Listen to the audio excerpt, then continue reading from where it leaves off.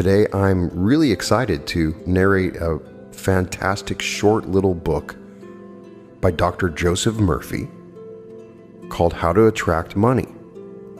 Dr. Joseph Murphy supposedly also trained with Abdullah, who was Neville Goddard's mentor. Beyond that, I recommend all of his books. He has a very unique way of writing. It's very hopeful. You can't walk away from one of Dr. Murphy's books feeling like you have control over the universe. He has a very simple way of explaining how to influence the subconscious mind and was the forerunner in this field of discussing ways to reprogram the subconscious and the power of the subconscious. And this short little book is wonderful, and it gets right to how to use the subconscious mind to attract money. I loved it, and I couldn't wait to share it with you. How to Attract Money by Dr. Joseph Murphy. Introduction. Wanting money is a fundamental right of every human being. They want to live a decent life, which is possible only with money. It is your right to be rich. You are here to lead the abundant life and to be happy, radiant, and free. To obtain this wealth, along with the positive actions of your conscious mind, you have to train your subconscious as well. You are here to grow, expand, and unfold spiritually, mentally, and materially. You should surround yourself with beauty and luxury.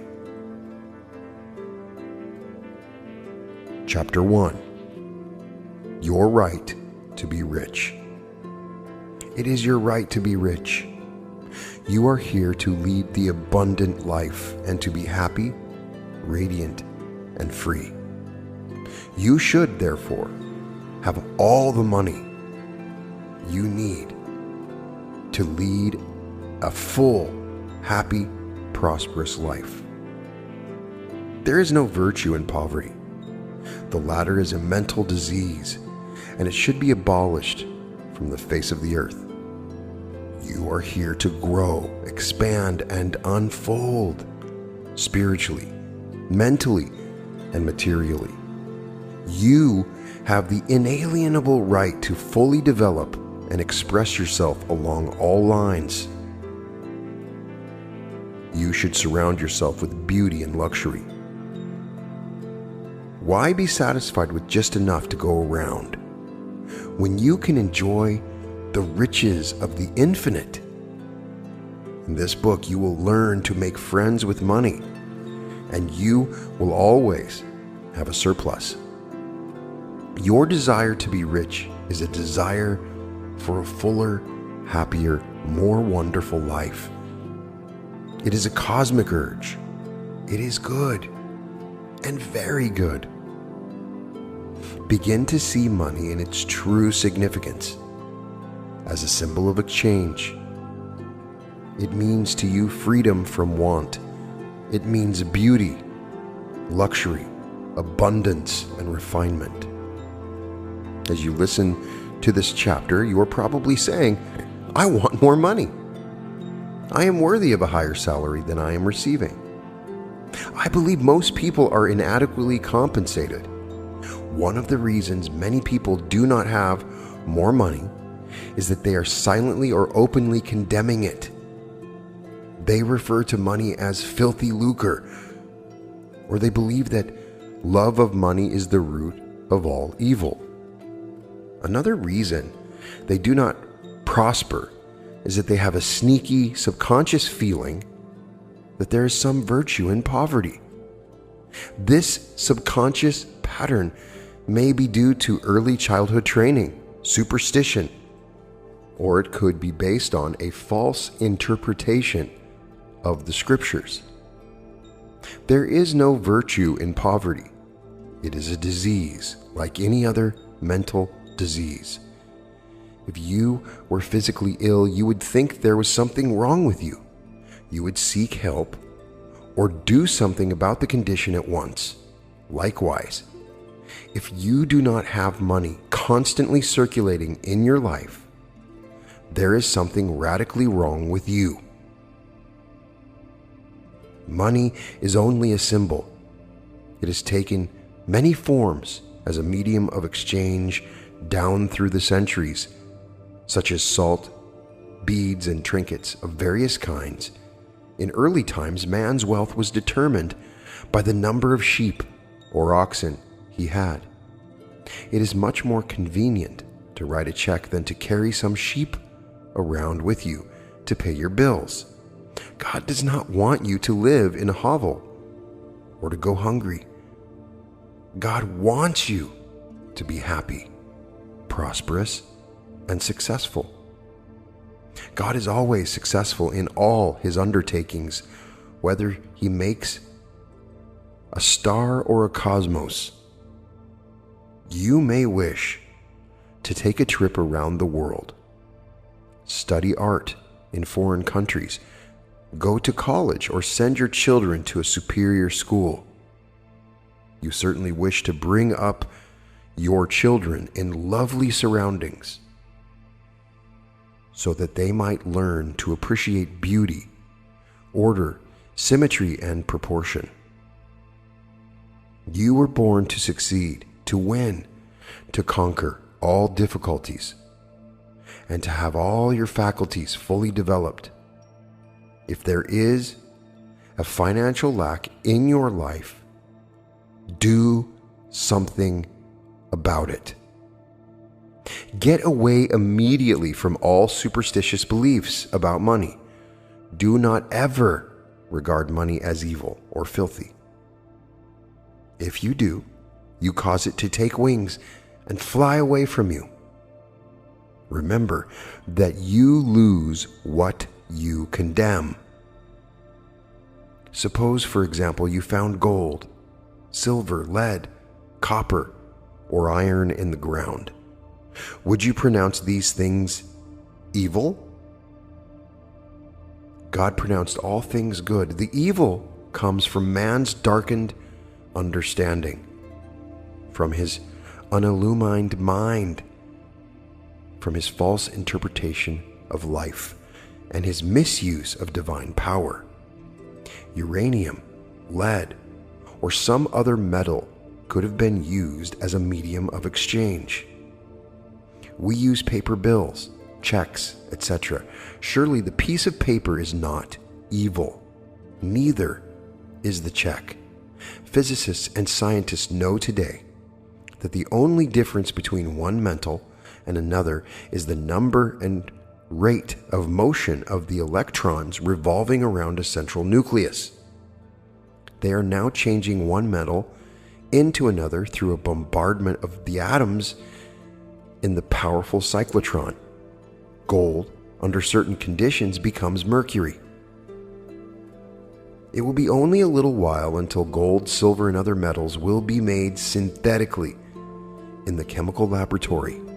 I cannot imagine seeing anything evil in electrons, neutrons, protons, and isotopes.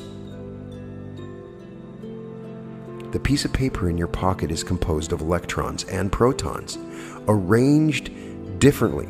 Their number and rate of motion is different. That is the only way the paper differs from the silver in your pocket. Some people will say, "Oh, people kill for money. They steal for money." It has been associated with countless crimes, but that does not make it evil. A man may give another $50 to kill someone. He has misused money in using it for a destructive purpose. You can use electricity to kill someone or to light the house. You can use water to quench the baby's thirst or use it to drown the child. You can use fire to warm the child or burn it to death. Another illustration would be if you brought some earth from your garden and put it in your coffee cup for breakfast. That would be your evil, yet the earth is not evil. Neither is the coffee. The earth is misplaced. It belongs in your garden. Similarly, if a needle was stuck in your thumb, it would be your evil. The needle or pin belongs in the pincushion, not in your thumb. We know the forces or elements of nature are not evil. It depends on our use of them whether they bless or hurt us. A man said to me one time, "I am broke. I do not like money. It is the root of all evil." Love of money, to the exclusion of everything else, will cause you to become lopsided and unbalanced. You are here to use your power or authority wisely. Some men crave power. Others crave money. If you set your heart on money and say, "That is all I want. I am going to give all my attention to amassing money. Nothing else matters," you can get money and attain a fortune. But you have forgotten that you are here to lead a balanced life. Man does not live by bread alone. For example, if you belong to some cult or religious group and become fanatical about it, excluding yourself from your friends, society, and social activities, you will become unbalanced, inhibited, and frustrated. Nature insists on a balance. If all your time is devoted to external things and possessions, you will find yourself hungry for peace of mind, harmony, love, joy, or perfect health. You will find that you cannot buy anything that is real. You can amass a fortune or have $1 million. That is not evil or bad. Love of money to the exclusion of everything else results in frustration, disappointment, and disillusionment. In that sense, it is the root of your evil. By making money your sole aim, you simply made a wrong choice. You thought that was all you wanted, but you found, after all your efforts, that it was not only the money you needed. What you really desired was your true place, peace of mind, and abundance. You could have the million or many millions if you wanted them, and still have peace of mind, harmony, perfect health, and divine expression. Everyone wants enough money, and not just enough to go around. He wants abundance and to spare. He should have it. The urges, desires, and impulses we have for food, clothing, and homes, better means of transportation, expression, procreation, and abundance are all God-given, divine, and good. But we may misdirect these impulses, desires, and urges, resulting in evil or negative experiences in our lives. Man does not have an evil nature. There is no evil nature in you. It is God, the universal wisdom or life-seeking expression through you. For example, a boy wants to go to college, but he does not have enough money.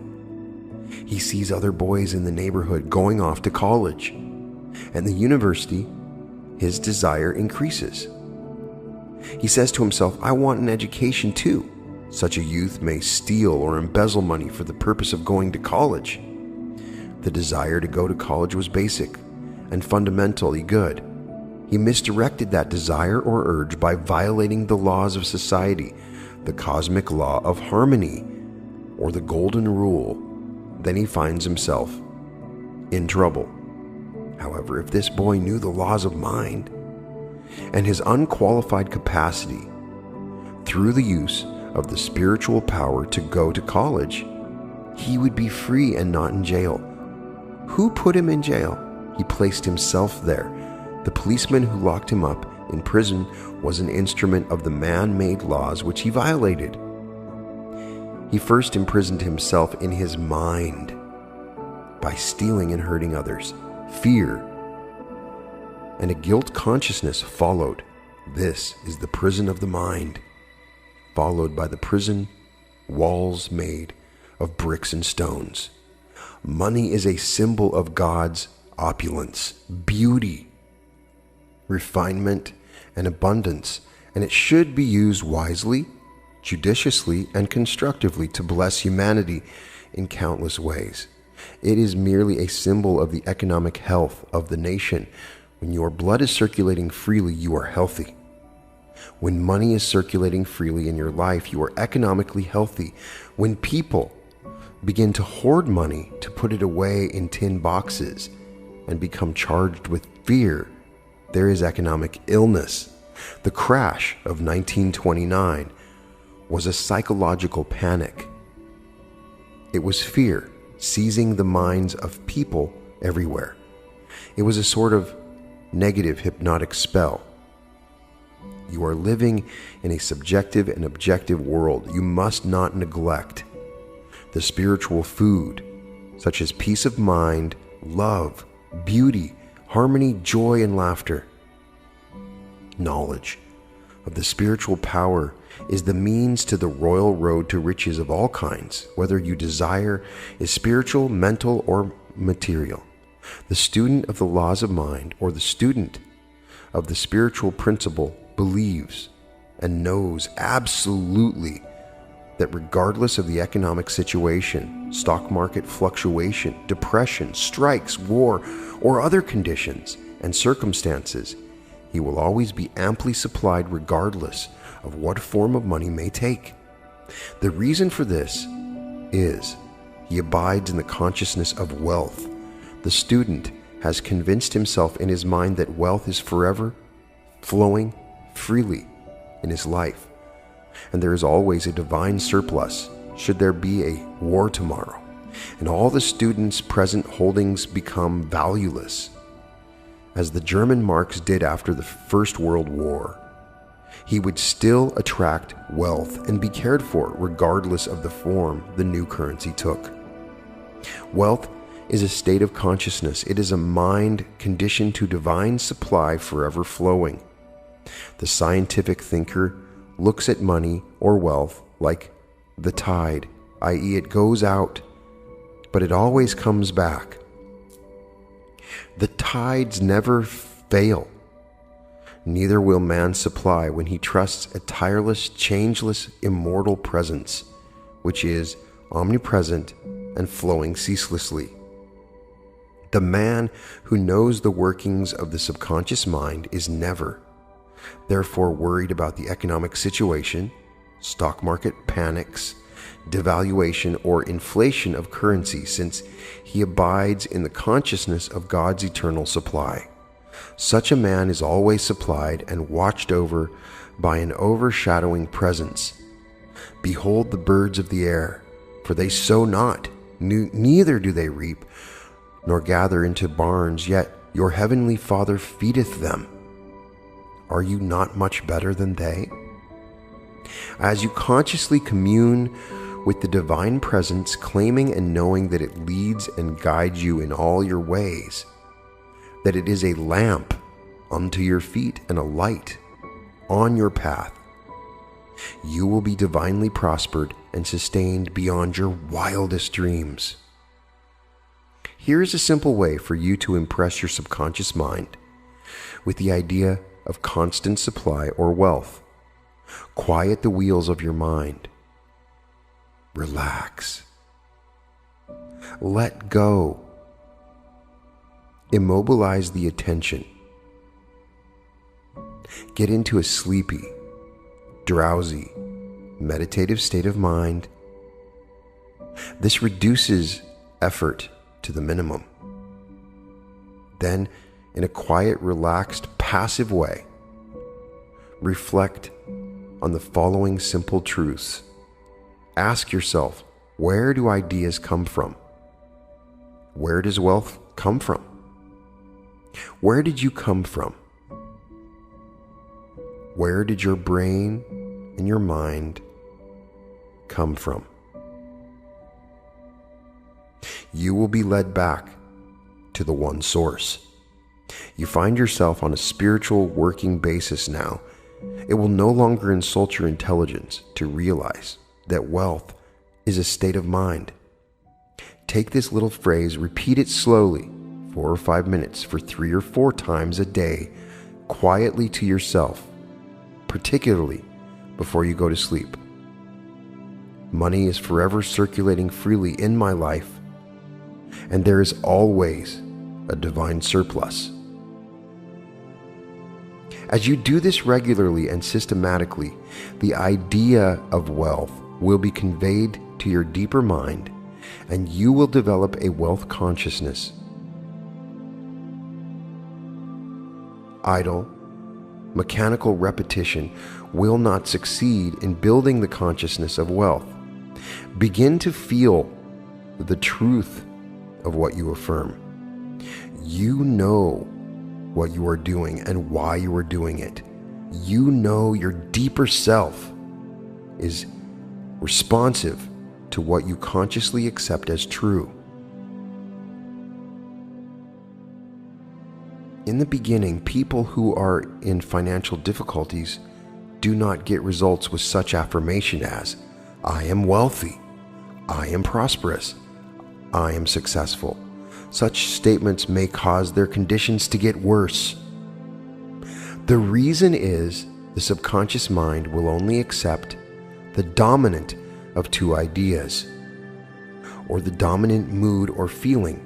When they say, I am prosperous, their feeling of lack is greater, and something within them says, no, you are not prosperous, you are broke. The feeling of lack is dominant, so that each affirmation calls forth this mood of lack, and more lack becomes theirs. The way to overcome this for beginners is to affirm what the conscious and subconscious mind will agree on. Then there will be no contradiction. Our subconscious mind accepts our beliefs, feelings, convictions, and what we consciously accept as true. A man could engage the cooperation of his subconscious mind by saying, I am prospering every day. I am growing in wealth and in wisdom every day. Every day, my wealth is multiplying. I am advancing, growing, and moving forward financially. These and similar statements would not create any conflict in the mind. For instance, if a salesman has only 10 cents in his pocket, he could easily agree that he could have more tomorrow. If he sold a pair of shoes tomorrow, there is nothing within him which says his sales could not increase. He could use statements such as, my sales are increasing every day. I am advancing and moving forward. He would find these would be sound psychologically and acceptable to his mind, and they would produce desirable fruit. The spiritually advanced students who quietly, knowingly, and feelingly say, I am prosperous, I am successful, I am wealthy, get wonderful results also. Why would this be true? When they think, feel, or say, I am prosperous, they mean God is all supply, or infinite riches. And what is true of God is true of them. When they say, I am wealthy, they know God is infinite supply, the inexhaustible treasure house. And what is true of God is therefore true of them, for God is within them. Many men get wonderful results dwelling on these abstract ideas, such as health, wealth, and success. Health is a divine reality or quality of God. Wealth is of God. It is eternal and endless. Success is of God. God is always successful in all his undertakings. The way they produce remarkable results is to stand before a mirror as they shave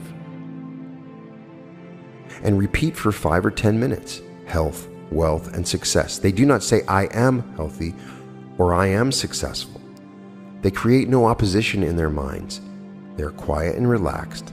Thus the mind is receptive and passive. Then they repeat these words. Amazing results follow. All they are doing is identifying with truths that are eternal, changeless, and timeless. You can develop a wealth consciousness. Put the principles enunciated and elaborated on in this book to practice, and your desert will rejoice and blossom as the rose. I worked with a young boy in Australia many years ago who wanted to become a physician and surgeon, but he had no money, nor had he graduated from high school. For expenses, he used to clean doctors' offices, wash windows, and do odd repair jobs. He told me that every night as he went to sleep, he used to see a diploma on a wall with his name in big, bold letters. He used to clean and shine the diplomas in the medical building where he worked. It was not hard for him to engrave the diploma in his mind and develop it there. I do not know how long he continued this imaging, but it must have been for some months. Results followed as he persisted. One of the doctors took a great liking to this young boy, and after training him in the art of sterilizing instruments, giving hypodermic injections, and other miscellaneous first aid work, he became a technical assistant in his office. The doctor sent him to high school and also to college at his own expense. Today, this man is a prominent doctor in Montreal, Canada. He had a dream, a clear image in his mind. His wealth was in his mind. Wealth is your idea, desire, talent, urge for service, capacity to give to mankind, your ability for usefulness to society, and your love for humanity in general. This young boy operated a great law unconsciously. Troward says, "Having seen the end, you have willed the means to the realization of the end." The end, in this boy's case, was to be a physician, to imagine, see, and feel the reality of being a doctor now, to live with that idea, sustain it, nourish it, and to love it until, through his imagination, it penetrated the layers of the subconscious, became a conviction, and paved the way to the fulfillment of his dreams. He could have said, "I have no education. I do not know the right people. I am too old to go to school now. I have no money. It would take years, and I am not intelligent." He would then be beaten before he started. His wealth was in his use of the spiritual power within him, which responded to his thought. The means or way in which our prayer is answered is always hidden from us, except that occasionally we may intuitively perceive a part of the process. My ways are past finding out. The ways are not known. The only thing man has to do is to imagine and accept in the end in his mind and leave its unfoldment to the subjective wisdom within. Oftentimes the question is asked, what should I do after meditating on the end and accepting my desire in consciousness? The answer is simple. You will be compelled to do whatever is necessary for the unfoldment of your ideal. The law of the subconscious is compulsion. The law of life is action and reaction. What we do is the automatic response to our inner movements of the mind, inner feeling, and conviction. A few months ago, as I went to sleep, I imagined I was reading one of my most popular books, Magic of Faith in French. I began to realize and imagine this book going into all French-speaking nations. For several weeks, I did this every night, falling asleep with the imaginary French edition of Magic of Faith in my hands. Just before Christmas in 1954, I received a letter from a leading publisher in Paris, France, enclosing a contract drawn up asking me to sign it, giving him permission to publish and promote abroad to all French-speaking countries the French edition of Magic of Faith. You might ask me what I do about publishing this book after the prayer. I would have to say nothing.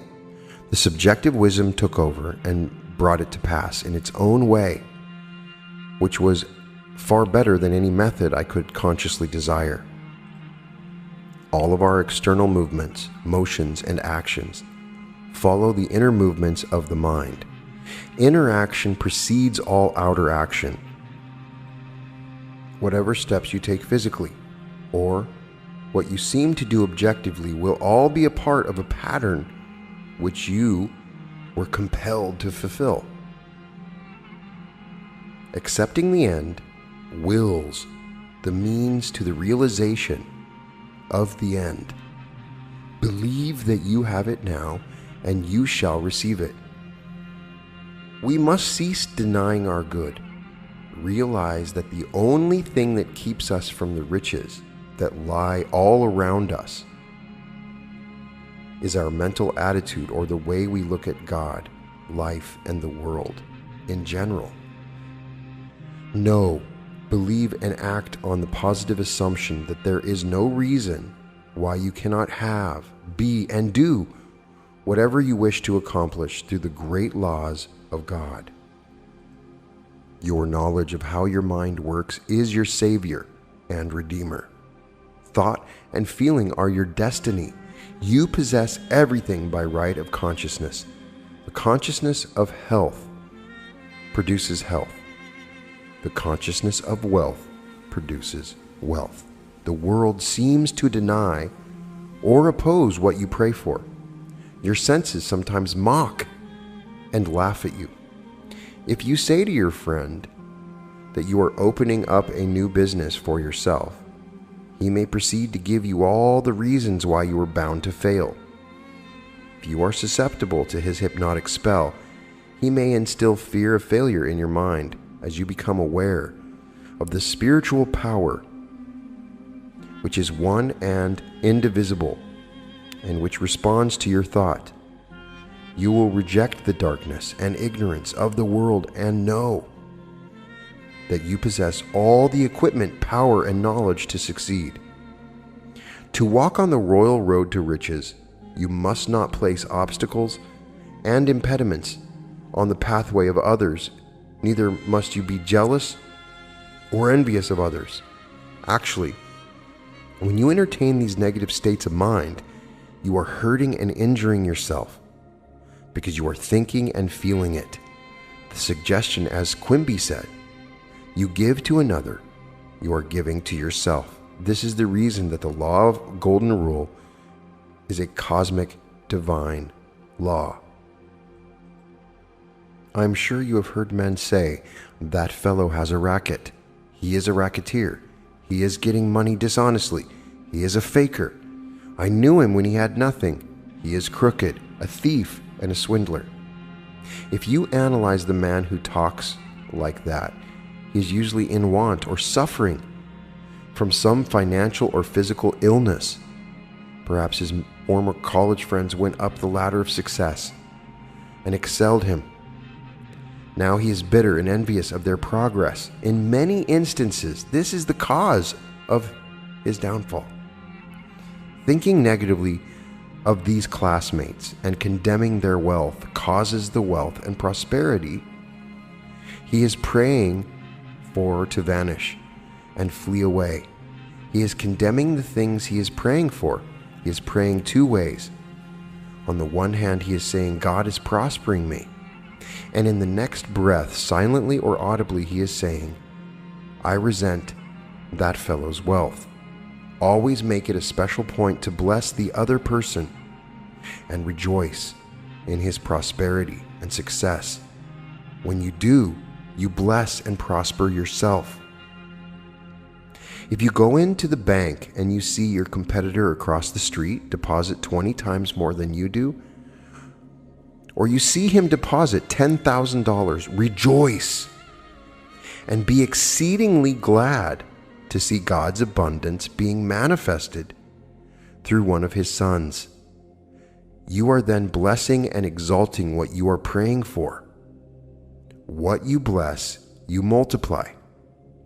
What you condemn, you lose. If you are working in a large organization and you are silently thinking of and resenting the fact that you are underpaid, that you are not appreciated, and that you deserve more money and greater recognition. You are subconsciously severing your ties with that organization. You are setting a law in motion. Then the superintendent or manager says to you, "We have to let you go."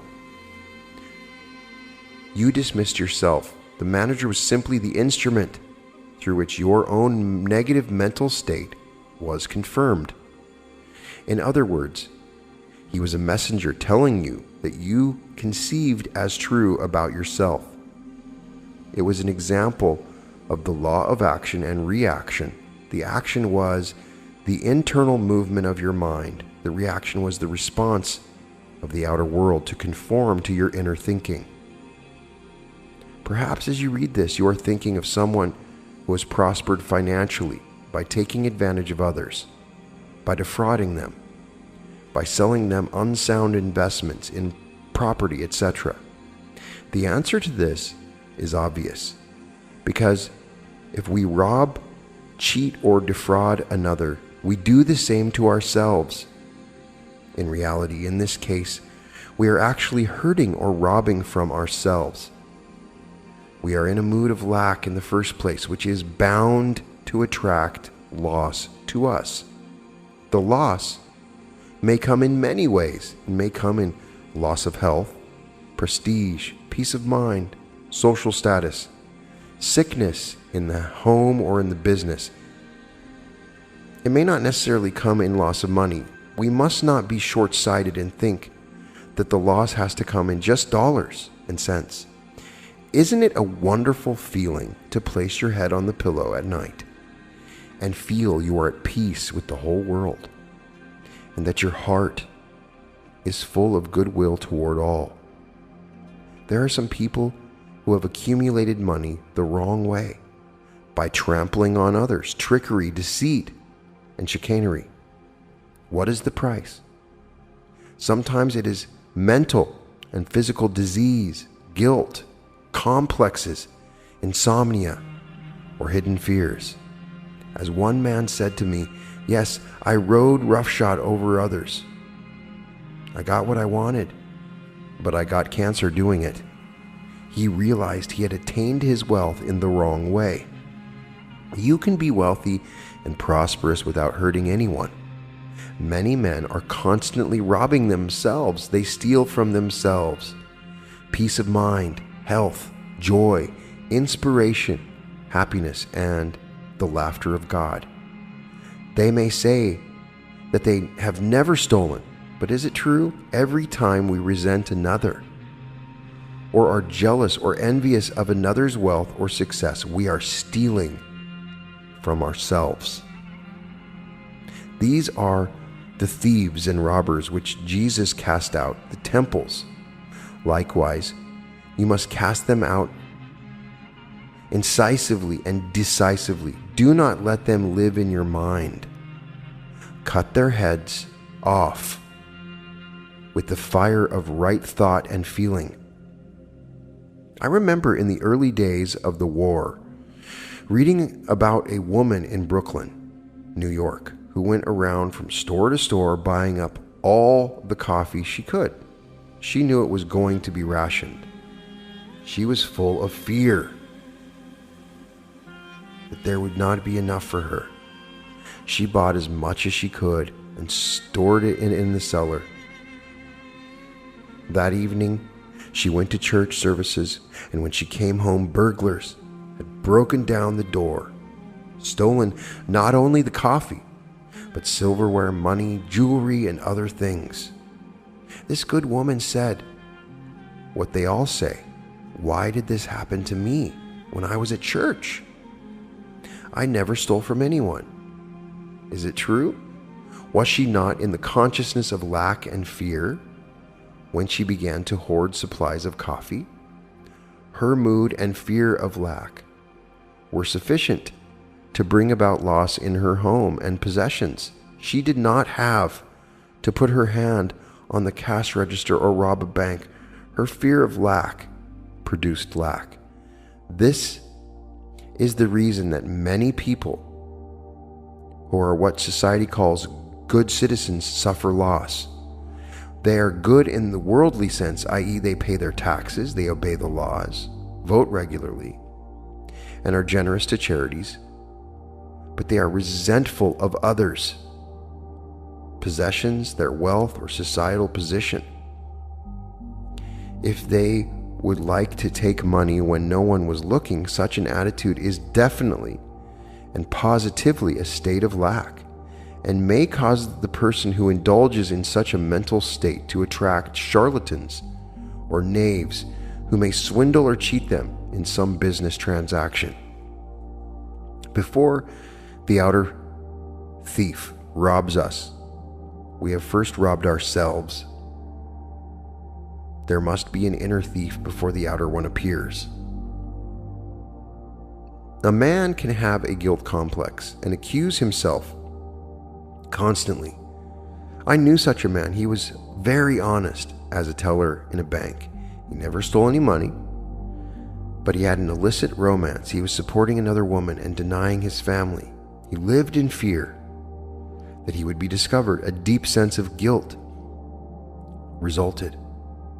Fear follows guilt.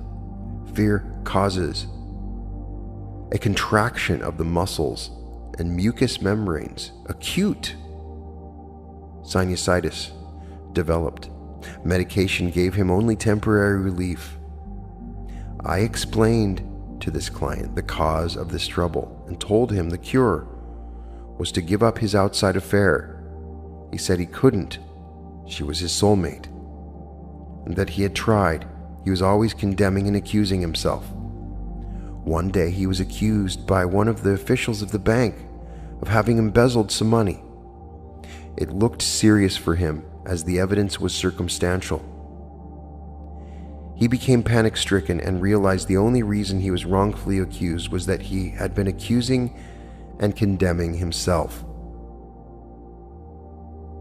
He saw how mind operates, inasmuch as he always accusing himself on the inner plane, he would be accused on the outer.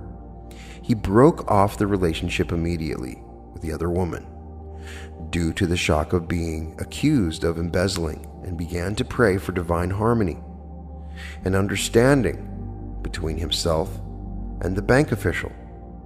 He began to claim there is nothing hidden that is not revealed. The peace of God reigns supreme in the minds and hearts of all concerned. Truth prevailed. The whole matter was dissolved in the light of truth. Another young man was discovered as the culprit. The bank teller knew that only through prayer was he saved from a jail sentence. The great law is, as you would that men should think about you, think about them in the same manner. As you would that men should feel about you, feel you also about them in like manner. Say from your heart, I wish for every man who walks the earth what I wish for myself. The sincere wish of my heart is therefore peace, love, joy, abundance, and God's blessing to all men everywhere. Rejoice and be glad in the progression, advancement, and prosperity of all men. Whatever you claim as true for yourself, claim it for all men and women everywhere. If you pray for happiness and peace of mind, let your claim be peace and happiness for all. Do not ever try to deprive another of any joy. If you do, you deprive yourself. When the ship comes in for your friend, it comes in for you also. If someone is promoted in your organization, be glad and happy. Congratulate him. Rejoice in his advancement and recognition. If you are angry or resentful, you are demoting yourself. Do not try to withhold from another his God-given birthright to happiness, success, achievement, abundance, and all good things. Jesus said, store up for yourselves treasures in heaven, where the moth and the rust doth not consume, and where thieves cannot break through and steal. Hatred and resentment rot and corrode the heart, causing us to become full of scars, impurities, toxins, and poisons. The treasure of heaven are the truths of God which we possess in our soul. Fill your minds with peace, harmony, faith, joy, honesty, integrity, loving kindness, and gentleness.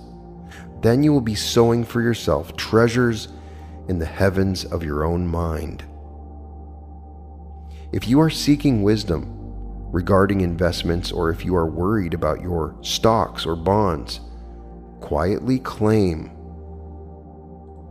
Infinite intelligence governs and watches over all my financial transactions, and whatsoever I do shall prosper. Do this frequently, and you will find that your investments will be wise.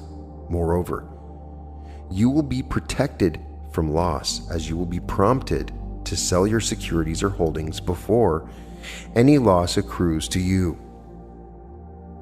Let the following prayer be used daily by you regarding your home, business, and possessions. The overshadowing presence, which guides the planets on their course and causes the sun to shine, watches over all my possessions, home, business, and all things that are mine. God is my fortress and vault. All my possessions are secure. In God, it is wonderful. By reminding yourself daily of this great truth, and by observing the laws of love, you will always be guided, watched over, and prospered in all your ways. You will never suffer from loss, for you have chosen the Most High as your counselor and guide. The envelope of God's love surrounds, enfolds, and encompasses you at all times. You rest in the everlasting arms of God. All of us should seek an inner guidance for our problems. If you have a financial problem, repeat this before you retire at night. Now I shall sleep in peace. I have turned this matter over to the God, wisdom within. It knows only the answer. As the sun rises in the morning, so will my answer be resurrected. I know the sunrise never fails, and then go off to sleep. Do not fret, fuss, or fume over a problem. Night brings counsel. Sleep on it. Your intellect cannot solve all your problems. Pray for the light that is to come. Remember that the dawn always comes when the shadows flee away. Let your sleep every night be contented bliss. You are not a victim of circumstances, except you believe you are. You can rise and overcome any circumstance or condition. You will have different experiences as you stand on the rock of spiritual truth, steadfast and faithful to your deeper desires and purposes. In large stores, the management employs store detectives to prevent people from stealing. They catch a number every day trying to get something for nothing.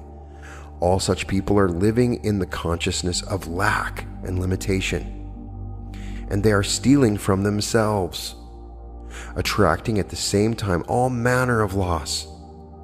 These people lack faith in God and the understanding of how their minds work. If they would pray for true peace, divine expression, and supply, they would find work. Then, by honesty, integrity, and perseverance, they would become a credit to themselves and society at large. Jesus said, "For ye have the poor always with you, but me ye have not always." The poor states of consciousness are always with us in this sense, that no matter how much wealth you now have, there is something that you want with all your heart. It may be a problem of health, Perhaps a son or daughter needs guidance, or harmony is lacking in the home. At that moment, you are poor. We could not know what abundance was except we were conscious of lack. I have chosen 12, and one of you is a devil. Whether it be the King of England or the boy in the slums, we are all born into limitation and into the race belief. It is through these limitations we grow. We can never discover the inner power except through problems and difficulties. These are our poor states which prod us in seeking the solution. We could not know what joy was, except we could shed a tear of sorrow. We must be aware of poverty to seek liberation and freedom and ascend into God's opulence. The poor states, such as fear, ignorance, worry, lack, and pain, are not bad when they cause you to seek the opposite. When you get into trouble and get kicked from pillar to post, when you ask negative, heart-rending questions such as, why are all these things happening to me? Why does this seem to be a jinx following me? Light will come into your mind. Through your suffering, pain, or misery, you will discover the truth which sets you free. Sweet are the uses of adversity, like a toad, ugly and venomous, yet wears a precious jewel on its head. Through dissatisfaction, we are led to satisfaction. All those studying the laws of life have been dissatisfied with something. They've had some problem or difficulty which they could not solve, or they were not satisfied with the man-made answers to life riddles. They have found their answer in the God presence within themselves, the pearl of great price, the precious jewel. The Bible says, I sought the Lord and I found him, and he delivered me from all my fears. When you realize your ambition or desire, you will be satisfied for only a brief period of time. Then the urge to expand will come again. This is life seeking to express itself at higher levels through you. When one desire is satisfied, another comes, etc., to infinity. You are here to grow. Life is progression. It is not static. You are here to go from glory to glory. There is no end, for there is no end to God's glory. We are all poor in the sense we are forever seeking more light, wisdom, happiness, and greater joy out of life. God is infinite, and never in eternity could you exhaust the glory, beauty, and wisdom which is within. This is how wonderful you are. In the absolute state, all things are finished, but in the relative world, we must awaken to that glory which was ours before the world was. No matter how wise you are seeking more wisdom, so you are still poor. No matter how intelligent you are in the field of mathematics, physics, or astronomy, you are only scratching the surface. You are still poor. The journey is ever onward, upward, and Godward. It is really an awakening process whereby you realize creation is finished. When you know God does not have to learn, grow, expand, or unfold, you begin to gradually awaken from the dream of limitation and become alive in God. As the scales of fear, ignorance, race, belief, and mass hypnosis fall from your eyes, you begin to see as God sees. The blind spots are removed. Then you begin to see the world as God made it. For we begin to see through God's eyes. Now you say, behold, the kingdom of heaven is at hand. Feed the poor within. You clothe the naked ideas and give them form by believing in the reality of the idea, trusting the great fabricator within to clothe it in form and objectify it. Now your word, idea, shall become flesh and take form. When you are hungry, in a poor state, you seek food. When worried, you seek peace. When you are sick, you seek health. When you are weak, you seek strength. Your desire for prosperity is the voice of God in you, telling you that abundance is yours. Therefore, through your poor state, you find the urge to grow, to expand, to unfold, to achieve, and to accomplish your desires. A pain in your shoulder is a blessing in disguise. It tells you to do something about it at once. If there were no pain and no indication of trouble, your arm might fall off on the street. Your pain is God's alarm system telling you to seek His peace and His healing power and move from darkness to light. When cold, you build a fire. When you are hungry, you eat. When you are in lack, enter into the mood of opulence and plenty. Imagine the end. Rejoice in it. Having imagined the end and felt it as true, you have willed the means to the realization of the end. When you are fearful and worried, feed your mind with the great truths of God that have stood the test of time and will last forever. You can receive comfort by meditating on the great Psalms. For example, the Lord is my shepherd, I shall not want. God is my refuge, my salvation. Whom shall I fear? God is an ever-present help in times of trouble. My God, in Him will I trust. He shall cover me with His feathers, and under His wings shall I rest. One with God is a majority. If God be for me, who can be against me? Or I do all things through Christ, which strengthened me. Let the healing vibrations of these truths flood your mind and heart. Then you will crowd out of your mind all your fears, doubts, and worries through this meditative process. Imbibe another great spiritual truth.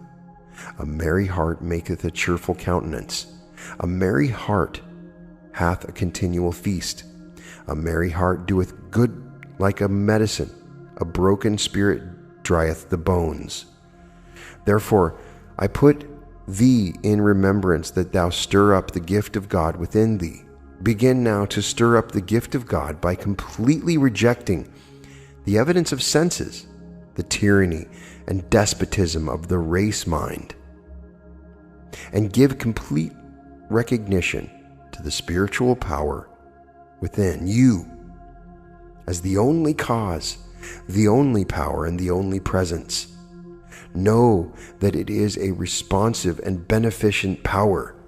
Draw nigh unto it, and it will draw nigh unto you. Turn to it devotedly with assurance, trust, and love. It will respond to you as love, peace, guidance, and prosperity. It will be your comforter, guide, counselor, and your heavenly Father. You will then say, God is love. I have found Him, and He has truly delivered me from all my fears. Furthermore, you will find yourself in green pastures, where abundance and all of God's riches flow freely through you. Say to yourself freely and joyously during the day, I walk in the consciousness of the presence of God all day long.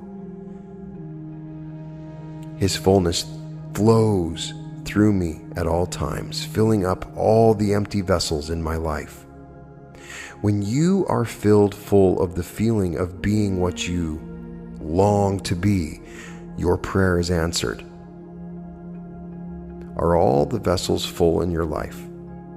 Look under health, wealth, love, and expression. Are you fully satisfied on all levels? Is there something lacking in one of these four? All that you seek, no matter what it is, comes under one of these classifications. If you say all I want is truth or wisdom, you are expressing the desire of all men everywhere. That is what everyone wants, even though he or she may word it differently. Truth or wisdom is the overall desire of every man. This comes under the classification of expression. You wish to express more and more of God here and now. Through your lack, limitation, and problems, you grow in God's light, and you discover yourself. There is no other way whereby you could discover yourself. If you could not use your power two ways. You would never discover yourself. Neither would you ever deduce a law governing you. If you were compelled to be good or compelled to love, that would not be love. You would then be an automaton. You have freedom to love because you can give it or retain it. If compelled to love, there is no love. Aren't you flattered when some woman tells you she loves you and wants you? She has chosen you from all the men in the world. She does not have to love you. If she were forced to love you, you would not be flattered or happy about it. You have a freedom to be a murderer or a holy man. That is the reason that we praise such men as Lincoln and others. They decided to choose the good. We praise them for their choice. We believe that circumstances, conditions, events, age, race, religious training, or early environment can preclude the possibilities of our attaining a happy, prosperous life. We are thieves and robbers. All that is necessary to express happiness and prosperity is to feel happy and prosperous. The feeling of wealth produces wealth. States of consciousness manifest themselves. This is why it is said, all that ever came before me, feelings, are thieves and robbers. Feeling is the law, and the law is the feeling. Your desire for prosperity is really the promise of God saying that His riches are yours. Accept this promise without any mental reservation. Quinby likened prayer to a lawyer pleading the case before the judge. This teacher of the laws of mind said he could prove the defendant was not guilty as charged, but that the person was a victim of lies and false beliefs. You are the judge. You render your own verdict. Then you are set free. The negative thoughts of lack, poverty, and failure are all false. They are all lies. There is nothing to back them up. You know there is only one spiritual power, one primal cause, and you, therefore, cease giving power to conditions, circumstances, and opinions of men. Give all power to the spiritual power within you, knowing that it will respond to your thought of abundance and prosperity, recognizing the supremacy of the spirit within, and the power of your own thought or mental image is the way to opulence, freedom, and constant supply. Accept the abundant life in your own mind. Your mental acceptance and expectancy of wealth has its own mathematical and mechanics of expression. As you enter into the mood of opulence, all things necessary for the abundant life will come to pass. You are now the judge arriving at a decision in the courthouse of your mind. You have, like Quimby, produced indisputable evidence showing how the laws of your mind work, and you are now free from fear. You have executed and chopped the heads off all the fear and superstitious thoughts in your mind. Fear is the signal for action. It is not really bad. It tells you to move to the opposite, which is faith in God and all positive values. Let this be your daily prayer. Write it in your heart. God is the source of my supply. That supply is my supply now.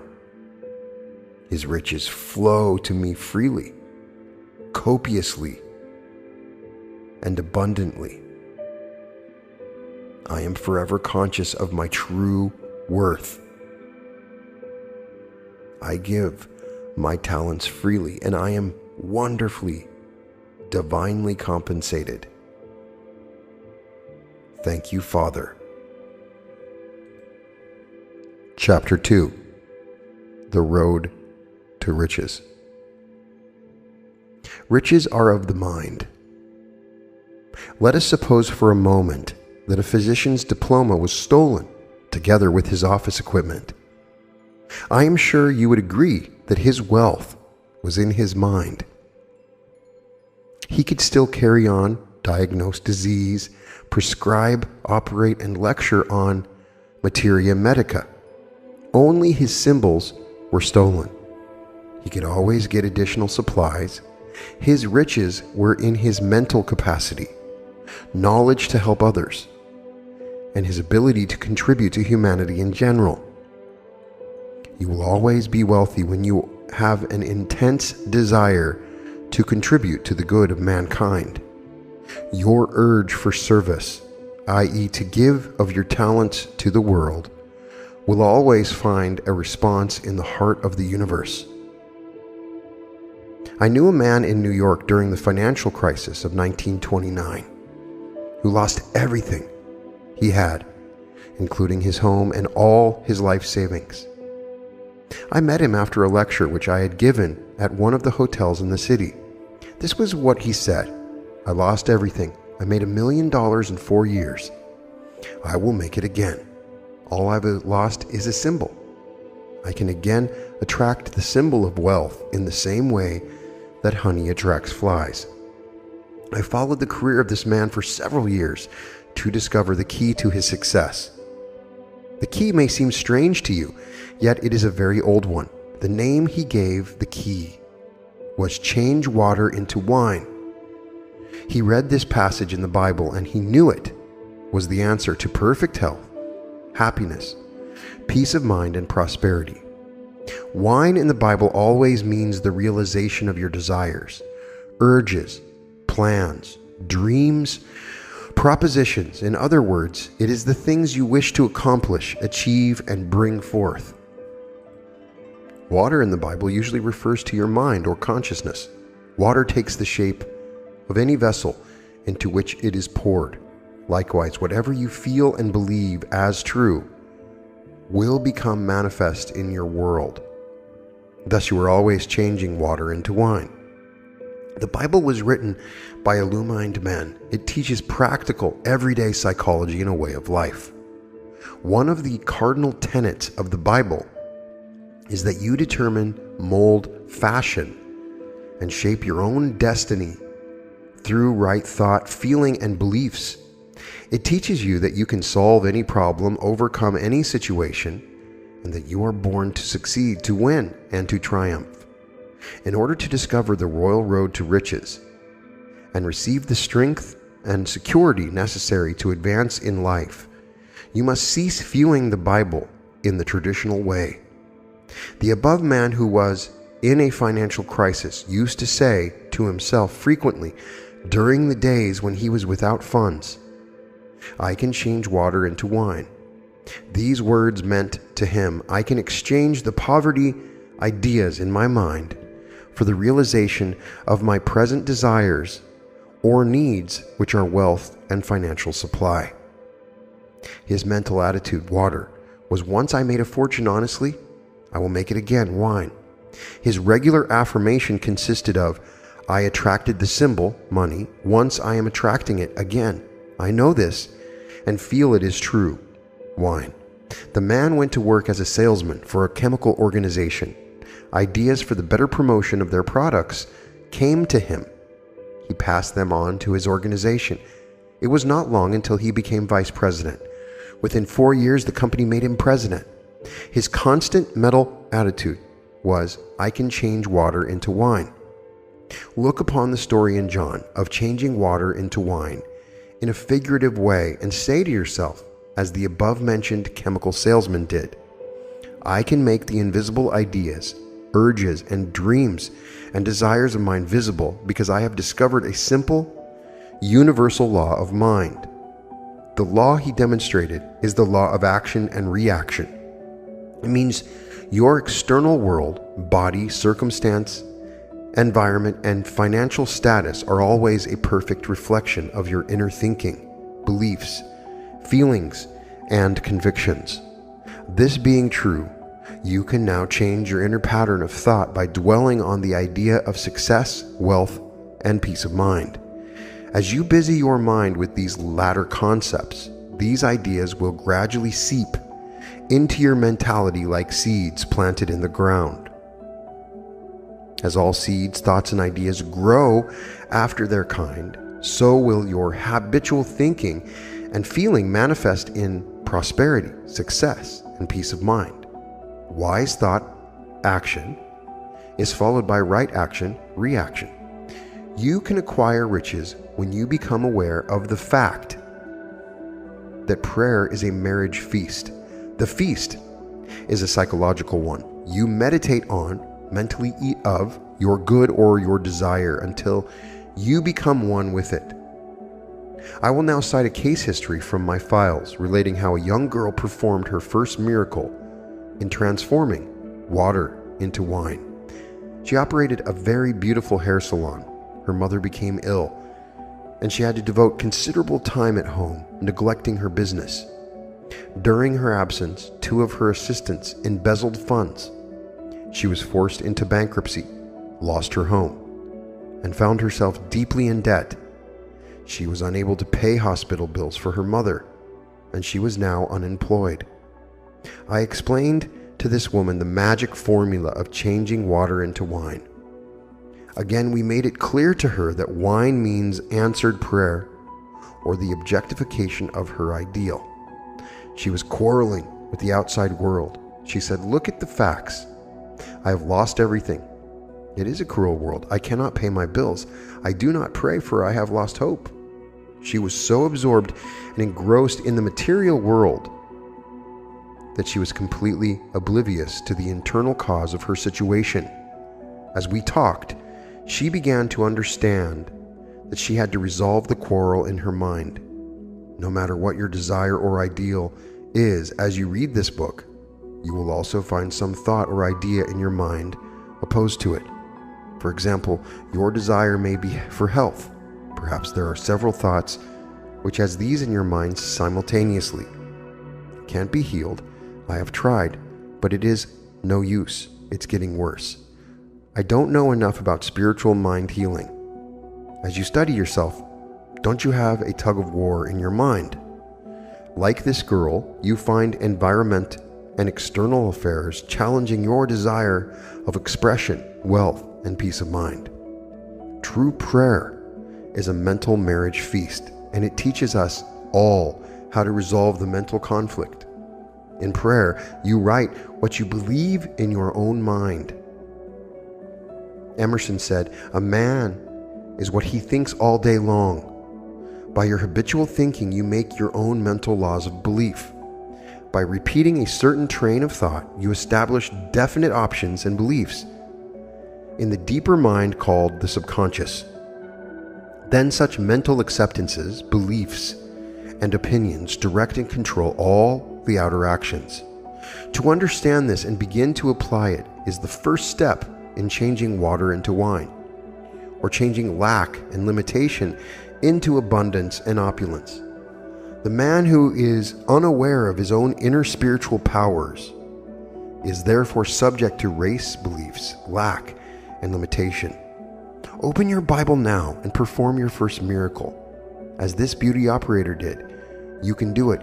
If you merely read the Bible as a historical event, you will miss the spiritual, mental, scientific view of the laws of the mind with which we are concerned in this book. Let us take this passage. On the 3rd day there was a marriage in Cana of Galilee, and the mother of Jesus was there. Galilee means your mind or consciousness. Cana means your desire. The marriage is purely mental, or the subjective embodiment of your desire. This whole beautiful drama of prayer is a psychological one in which all the characters are mental states, feelings, and ideas within you. One of the meanings of Jesus is illumined reason. The mother of Jesus means the feeling, moods, or emotions which possess us. And both Jesus was called and his disciples to the marriage. Your disciples are your inner powers and faculties enabling you to realize your desires. And when they wanted wine, the mother of Jesus saith unto him, They have no wine. Wine, as we have stated, represents the answered prayer or the manifestation of your desire and ideals in life. You can now see this as an everyday drama taking place in your own life. When you wish to accomplish something as this girl did, namely finding work, supply and a way out of your problem, suggestions of lack come to you such as, there is no hope, all is lost, I can't accomplish it, it is hopeless. This is the voice from the outside world saying to you, they have no wine, or look at the facts. This is your feeling of lack, limitation, or bondage speaking. How do you meet the challenge of circumstances and conditions? By now you are getting acquainted with the laws of mind, which are as follows. As I think and feel inside, so is my outside world, i.e. my body, finances, environment, social position, and all phases of my external relationship to the world and man. Your internal mental movements and imagery govern, control, and direct the external plane in your life. The Bible says, as he thinketh in his heart, so is he. The heart is a Chaldean word meaning the subconscious mind. In other words, your thought must reach subjective levels by engaging the power of your subliminal self. Thought and feeling are your destiny. Thought charged with feeling and interest is always subjectified and becomes manifest in your world. Prayer is a marriage of thought and feeling, or your idea and emotion. This is what the marriage feast relates. Any idea or desire of the mind felt as true comes to pass, whether it is good or bad, or indifferent. Knowing the law, now that you might imagine and feel in your mind, you will express, manifest, or experience in the outside, enables you to begin to discipline your mind. When suggestion of lack, fear, doubt, or despair, they have no wine, comes to your mind, immediately reject it mentally by focusing your attention at once on the answered prayer or the fulfillment of your desire. The statement given in the Bible from John 2, mine hour is not yet come, and woman, what have I to do with thee, are figurative, idiomatic, oriental expressions. As we paraphrase these quotations, woman means the negative feeling that you indulge in. These negative suggestions have no power or reality because there is nothing to back them up. A suggestion of lack has no power. The power is resident in your own thought and feeling. What does God mean to you? God is the name given to the one spiritual power. God is the one invisible source from which all things flow. When your thoughts are constructive and harmonious, the spiritual power being responsive to your thought flows as harmony, health, and abundance, practice the wonderful discipline of completely rejecting every thought of lack by immediately recognizing the availability of the spiritual power and its response to your constructive thoughts and imagery. Then you will be practicing the truth found in these words, woman, what have I to do with thee? We read, mine hour is not yet come. This means that while you have not yet reached a conviction or positive state of mind, you know you are on the way mentally because you are engaging your mind on the positive ideals, goals, and objectives in life. Whatever the mind dwells upon, it multiplies, magnifies, and causes it to grow until finally the mind becomes qualified with new state of consciousness. You are then conditioned positively, whereas before you were conditioned negatively. The spiritual man in prayer moves from the mood of lack to the mood of confidence, peace, and trust in the spiritual power within himself. Since his trust and faith are in the spiritual power, his mother, moods and feelings, registers a feeling of triumph or victory. This will bring about the solution or the answer to your prayer. The water pots in the story from the Bible refer to the mental cycles that man goes through in order to bring about the subjective realization of his desire. The length of time may be a moment, an hour, week, or month, depending on the faith and state of consciousness of the student. In prayer, we must cleanse our mind of false beliefs, fear, doubt, and anxiety, for by becoming completely detached from the evidence of senses and the external world, in the peacefulness and quietude of your mind, wherein you have stilled the wheels of your mind, meditate on the joy of the answered prayer until that inner certitude comes, whereby you know that you know. When you have succeeded in being one with your desire, you have succeeded in the mental marriage or the union of your feeling with your idea. I'm sure you wish to be married, one with, to health, harmony, success, and achievement in your mind at this moment. Every time you pray, you are trying to perform the marriage feast of Cana, realization of your desires or ideals. You want to be mentally identified with the concepts of peace, success, well-being, and perfect health. They filled them up to the brim. The 6 water pots represent your own mind in the spiritual and mental creative act. You must fill your mind to the brim, meaning you must become filled full of the feeling of being what you long to be. When you succeed in filling your mind with the ideal you wish to accomplish or express, you are full to the brim. Then you cease praying about it, for you feel its reality in your mind. You know it is a finished state of consciousness. You are at peace about it. And he saith unto them, Draw out now and bear unto the governor of the feast. Whatever is impregnated in our subconscious mind is always objectified on the screen of space. Consequently, when we enter a state of conviction that our prayer is answered, we have given the command, Bear unto the governor of the feast. You are always governing your mental feast.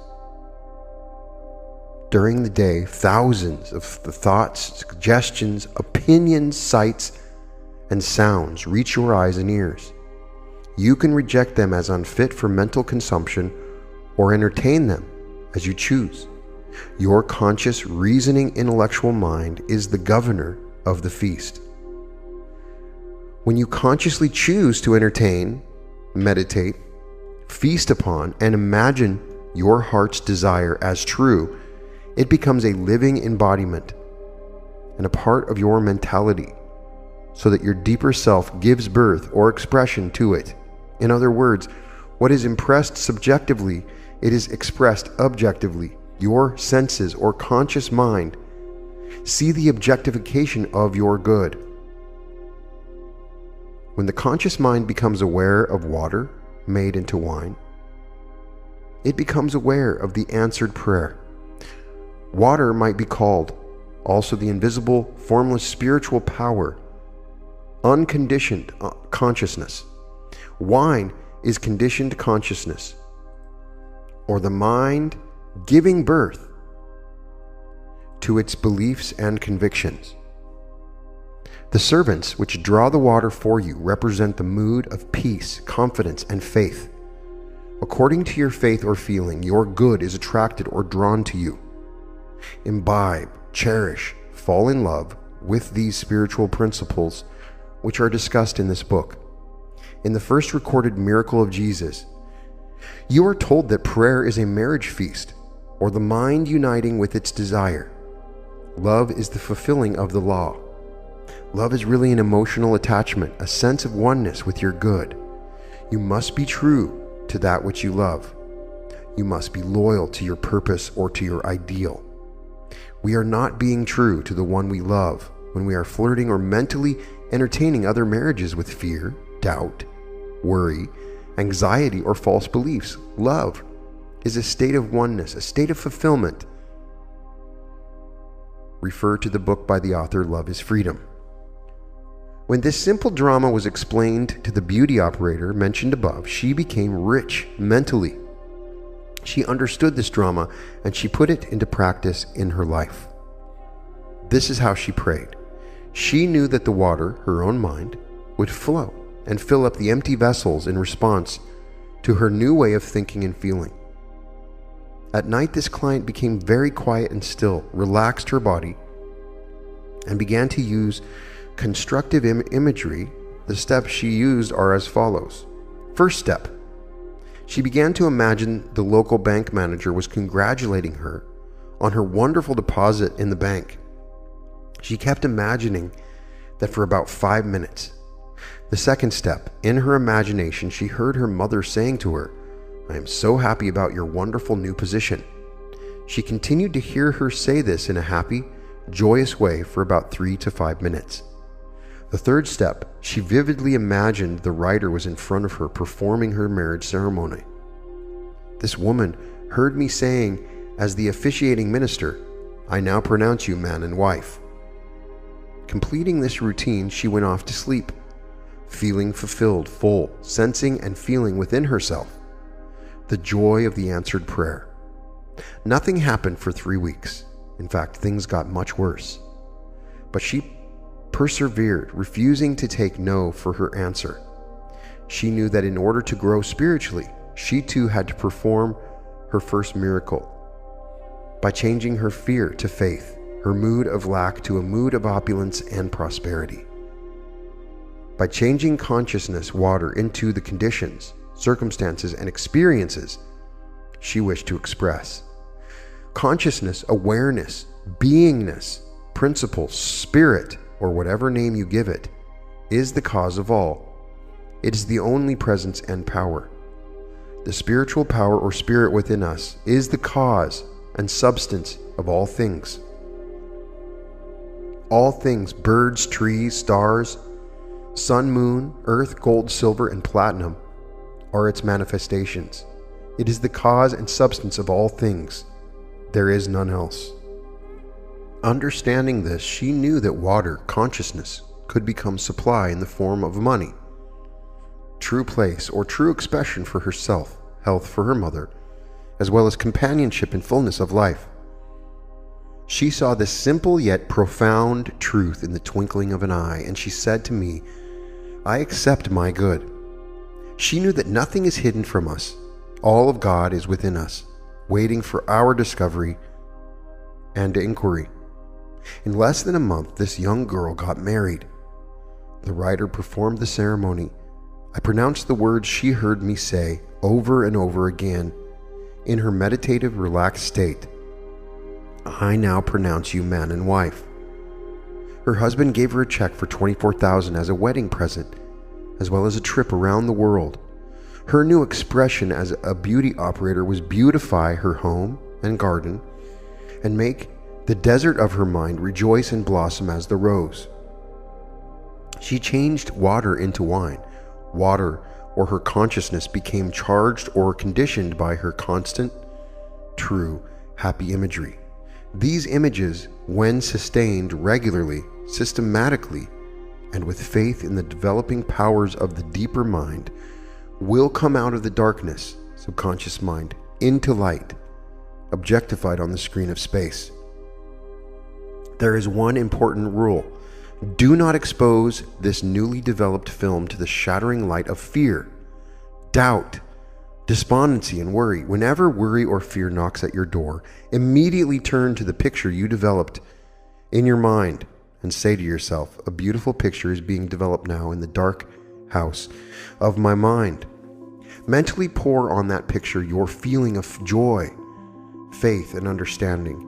You know you have operated a psychological, spiritual law, for what is impressed shall be expressed. It is wonderful. The following is a sure, certain way for developing and manifesting all the material riches and supply your needs all the days of your life. If you apply this formula sincerely and honestly, you should be amply rewarded on the external plane. I will illustrate this by telling you of a man who came to see me in London in desperate financial straits. He was a member of the Church of England and had studied the working of the subconscious mind to some extent. I told him to say frequently during the day, "God is the source of my supply, and all my needs are met at every moment of time and point of space." Think also of all the animal life in this world and all of the galaxies of space. which are now being taken care of by an infinite intelligence. Notice how nature is lavish, extravagant, and bountiful. Think of the fish of the sea, which are all being sustained, as well as the birds of the air. He began to realize that since he was born, he had been taken care of, fed by his mother, clothed by his father, and watched over by tender, loving parents. This man got a job and was paid in a wonderful way. He reasoned that it was logical to assume that the principle of life, which gave him life and always took care of him, would suddenly cease to respond to him. He realized that he had cut off his own supply by resenting his employer, self-condemnation, criticism of himself, and by his own sense of unworthiness. He had psychologically severed the cord which joined him to the infinite source of all things. The indwelling spirit or life principle, called by some consciousness or awareness. Man is not fed like the birds. He must consciously commune with the indwelling power and presence, and receive guidance, strength, vitality, and all things necessary for the fulfillment of his needs. This is the formula which he used to change water into the wine of abundance and financial success. He realized God, or the spiritual power within him, was the cause of all. Furthermore, he realized that if he could sell himself the idea that wealth was his by divine right, he would manifest abundance of supply. The affirmation he used was, God is the source of my supply. All my financial and other needs are met. At every moment of time and point of space, there is always a divine surplus. This simple statement, repeated frequently, knowingly, and intelligently, conditioned his mind to a prosperity consciousness.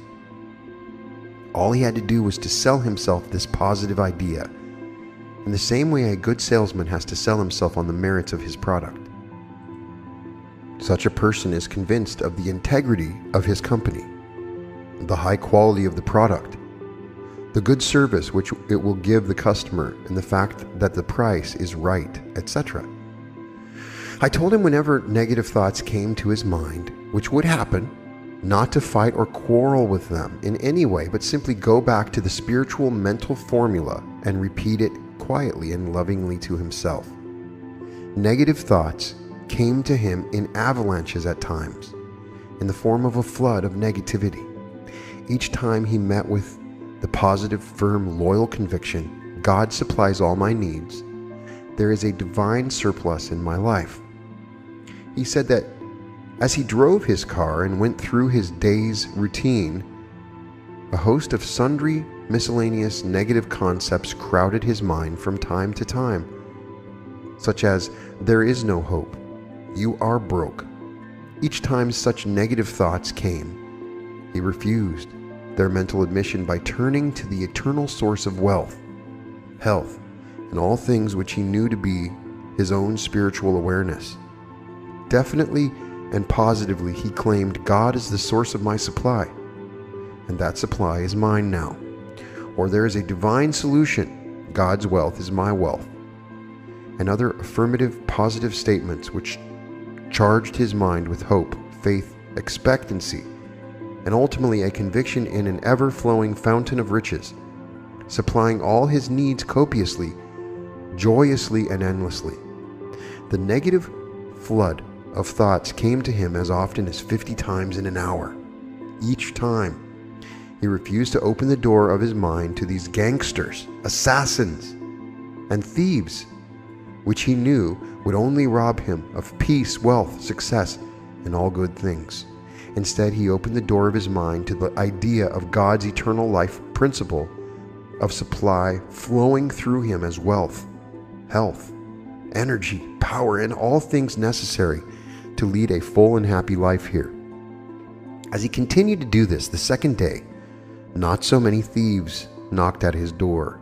The third day, the flow of negative visitors was less. The fourth day, they came intermittently, hoping for admission, but receiving the same mental response: no entrance. I accept only thoughts and concepts which activate, heal, bless, and inspire my mind. He reconditioned his consciousness or mind to a wealth consciousness. The prince of this world cometh, and hath nothing in me. This conveys to your mind the negative thoughts such as fear, lack, worry, anxiety, came, but they are received no response from his mind. He was now immune, God intoxicated, and seized by a divine faith in an ever-expanding consciousness of abundance and financial supply. This man did not lose everything, neither did he go into bankruptcy. He was given extended credit, his business improved, new doors opened, and he prospered. Remember always in the prayer process, you must be loyal to your ideal purpose and objective. Many people fail to realize wealth and financial success because they pray two ways. They affirm God is their supply and that they are divinely prospered. But a few minutes later, they deny their good by saying, I can't pay this bill. I can't afford this, that, or other thing. Or they say to themselves, a jinx is following me. I can't ever make ends meet. I never have enough to go around. All such statements are highly destructive and neutralize your positive prayers. This is what is called praying two ways. You must be faithful to your plan or your goal. You must be true to your knowledge of the spiritual power. Cease making negative marriages, i.e., uniting with negative thoughts, fears, and worries. Prayer is like a captain directing the course of his ship. You must have a destination. You must know where you are going. The captain of the ship, knowing the laws of navigation, regulates his course accordingly. If the ship is turned from its course by storms or unruly waves, he calmly redirects it along its true course. You are the captain on the bridge, and you are giving the orders in the way of thoughts, feelings, opinions, beliefs, moods, and mental tones. Keep your eye on the beam. You go where your vision is. Cease, therefore, looking at all the obstacles, delays, and impediments that would cause you to go off your course. Be definite and positive. Decide where you are going. Know that your mental attitude is the ship which will take you from the mood of lack and limitation to the mood and feeling of opulence, and to the belief in the inevitable law of God working for you. Quimby, who was a doctor, a wonderful student and teacher of the mental and spiritual laws of mind, said, "Man acts as he is acted upon." What moves you now? What is that determines your response to life? The answer is as follows. Your ideas, beliefs, and opinions activate your mind and condition you to the point that you become, as Quimby stated, an expression of your beliefs. This illustrates the truth of Quimby's statement, man is belief expressed. Another popular statement of Quimby's was, our minds mingle like atmospheres, and each person has his identity in that atmosphere. When you were a child, you were subject to the moods, beliefs, feelings, and the general mental atmosphere of the home. The fears, anxieties, superstitions, as well as the religious faith and convictions of the parents were impressed on your mind. Let us say the child had been brought up in a poverty-stricken home, in which there was never enough to go around. Financially speaking, he heard constantly the complaint of lack and limitation. You could say, like Salter in his conditioned reflex therapy, that the child was conditioned to poverty.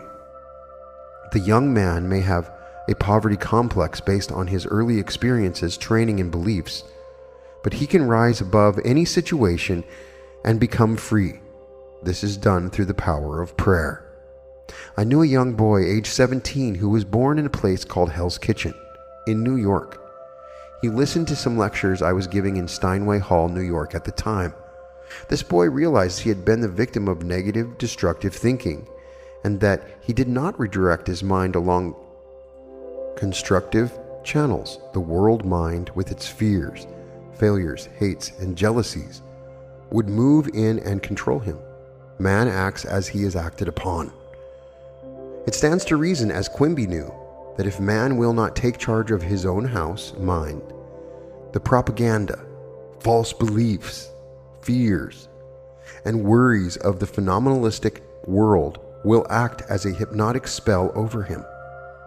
We are immersed in the race mind, which believes in sickness, death, misfortune, accident, failures, disease, and diverse disasters. Follow the biblical injunction, come out from among them and be separate. Identify yourself mentally and emotionally with the eternal verities which have stood the test of time. The young man decided to think and plan for himself. He decided to take the royal road to riches by accepting God's abundance here and now, and to fill his mind with spiritual concepts and perceptions. He knew as he did this, he would automatically crowd out his mind all negative patterns. He adopted a simple process called scientific imagination. He had a wonderful voice, but it was not cultivated or developed. I told him the image he gave attention to in his mind would be developed in his deeper mind and come to pass. He understood this to be the law of mind, a law of action and reaction, the response of the deeper mind to the mental picture held in the conscious mind. This young man would sit down quietly in his room at home, relax his whole body, and vividly imagine himself singing before a microphone. He would actually reach out for the feel of the instrument. He would hear me congratulate him on his wonderful contract and tell him how magnificent his voice was. By giving his attention and devotion to this mental image regularly and systematically, a deep impression was made on his subconscious mind. A short time elapsed, and an Italian voice instructor in New York gave him free lessons several times a week because he saw his possibilities. He got a contract which sent him abroad to sing in the salons of Europe, Asia, South Africa, and other places. His financial worries were over, for he also received a wonderful salary. His hidden talents and ability to release them were his real riches. These talents and powers within all of us are God-given. Let us release them. Did you ever say to yourself, how can I be more useful to my fellow creatures? How can I contribute more to humanity? A minister friend of mine told me that in his early days, he and his church suffered financially. His technique or process was this simple prayer, which worked wonders for him. God reveals to me better ways to present the truths of God to my fellow creatures. Money poured in. The mortgage was paid in a few years, and he has never worried about money since. As you read this chapter, you have now learned that the inner feelings, moods, and beliefs of man always control and govern his external world. The inner movements of the mind control the outer movements. To change the outside, you must change the inside. As in heaven, so on earth. Or as in my mind or consciousness, so is it in my body, circumstances, and environment. The Bible says there is nothing hidden that shall not be revealed. For example, if you are sick, you are revealing a mental and emotional pattern which is the cause. If you are upset, or if you receive tragic news, notice how you reveal it in your face, eyes, gestures, tonal qualities, also in your gait and posture. As a matter of fact, your whole body reveals your inner distress. You could, of course, through mental discipline and prayer, remain absolutely poised, serene and calm, refusing to betray your hidden feelings or mental states. You could order the muscles of your body to relax, be quiet, and be still. They would have to obey you. Your eyes, face, and lips would not betray any sign of grief, anger, or despondency. On the other hand, with a little discipline, through prayer and meditation, you could reverse the entire picture.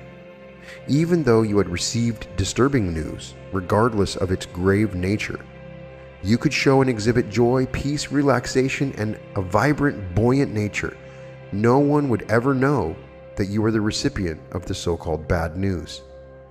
Regardless of what kind of news you receive today, you could go to the mirror, look at your face, lips, eyes, and your gestures as you tell yourself and imagine you have heard the news of receiving a vast fortune. Dramatize it, feel it, thrill it to it, and notice how your whole body responds to the inner thrill. You can reverse any situation through prayer.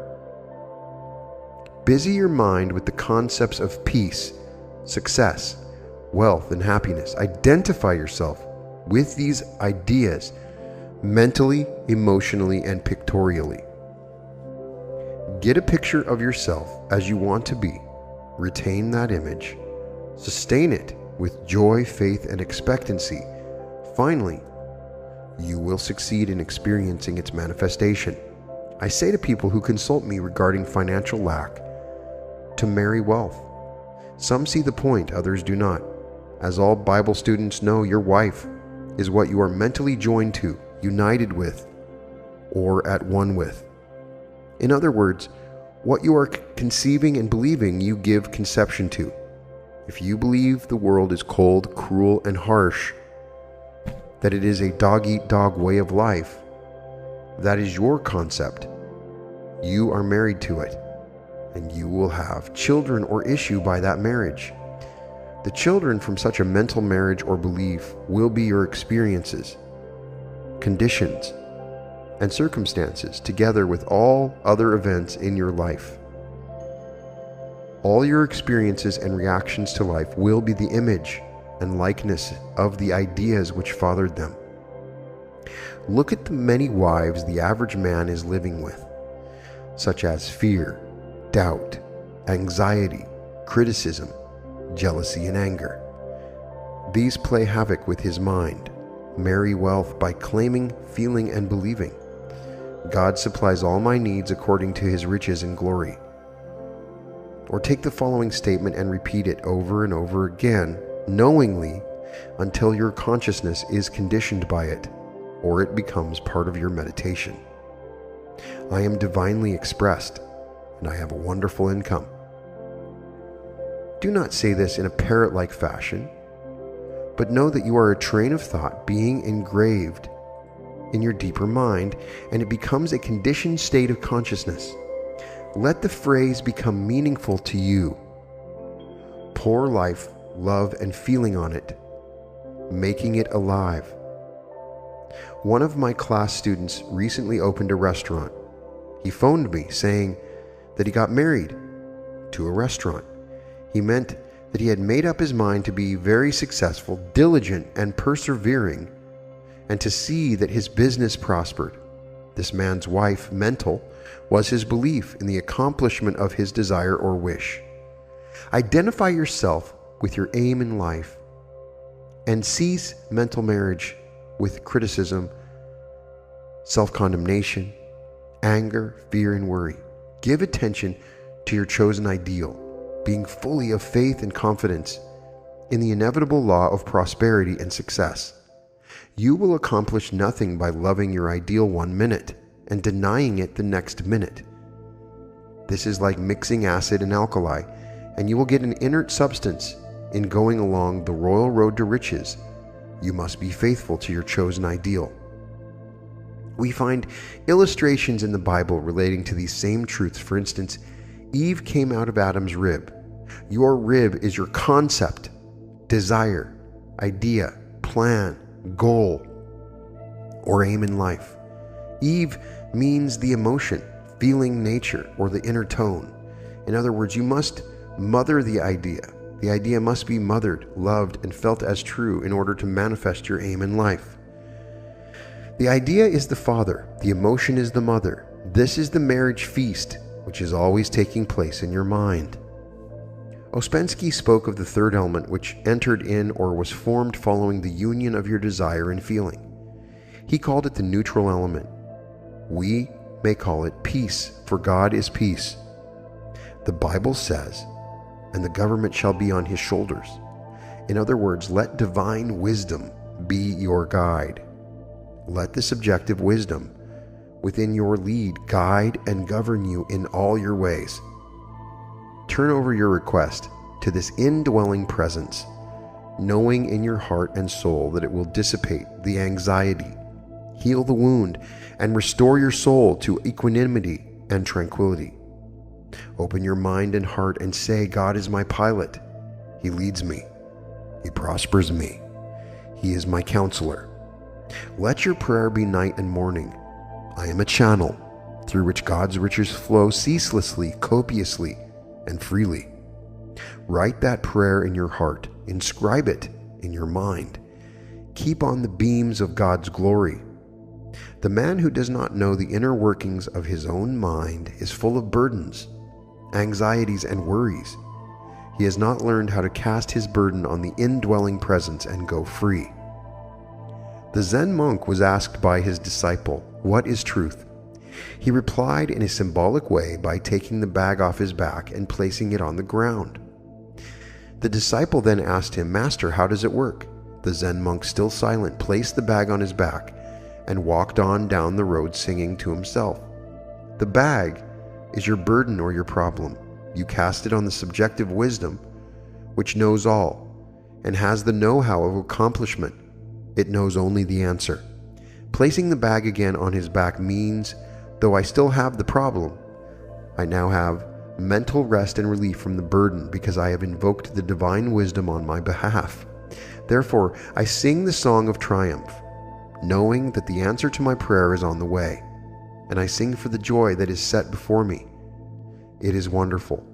Every man at the beginning doth set forth good wine, and when men have all well drunk, then that which is worse, but thou hast kept the good wine until now. This is true of every man when he enters a knowledge of the laws of mind. He sets out with high spirits and ambitions. He is the new broom which sweeps clean, and he is full of good intentions. Oftentimes he forgets the source of power. He does not remain faithful to the principle within him, which is scientific and effectual, that would lift him out of his negative experiences and set him on the high road to freedom and peace of mind.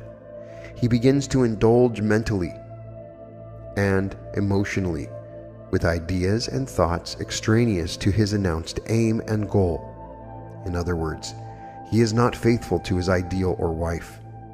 Know that the subjective or deeper self within you will accept your request, and being the great fabricator, it will bring it to pass in its own way. All you do is release your request with faith and confidence. In the same way you would cast a seed on the ground or mail a letter to a friend knowing the answer would come. Did you ever go between two great rocks and listen to the echo of your voice? This is the way the life principle within you answers you. You will hear the echo of your own voice. Your voice is your inner mental movement of the mind, your inner psychological journey where you feasted mentally on an idea until you were full, then you rested. Knowing this law and how to use it, be sure you never become drunk with power, arrogance, pride, or conceit. Use the law to bless, heal, inspire, and lift up others as well as yourself. Man misuses the law by selfishly taking advantage of his fellow man. If you do, you hurt and attract loss to yourself. Power, security, and riches are not to be obtained externally. They come from the treasure house of eternity within. We should realize that the good wine is always present, for God is the eternal now.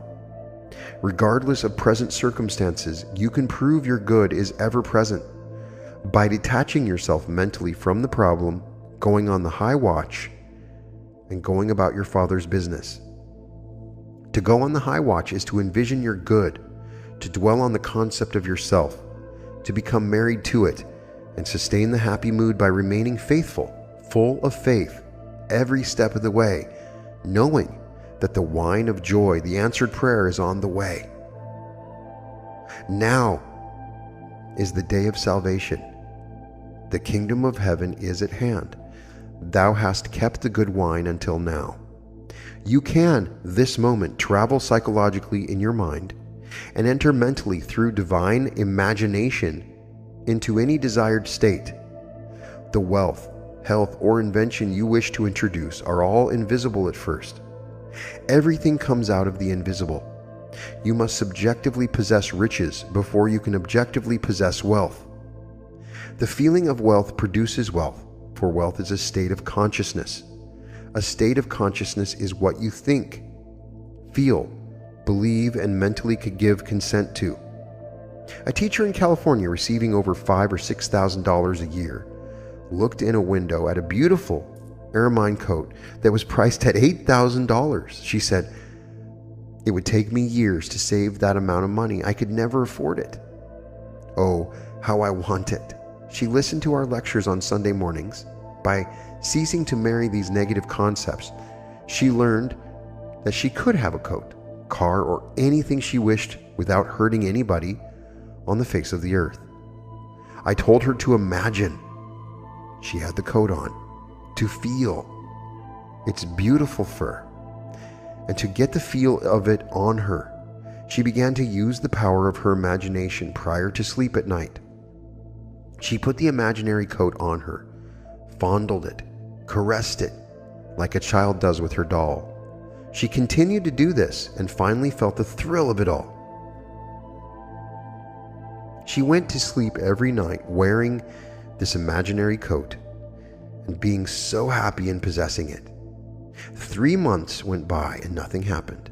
She was about to waver, but she reminded herself that it is the sustained mood which demonstrates, "He who perseveres to the end shall be saved." The solution will come to the person who does not waver, but always goes on with the perfume of his presence with him. The answer comes to the man who walks in the light that it is done.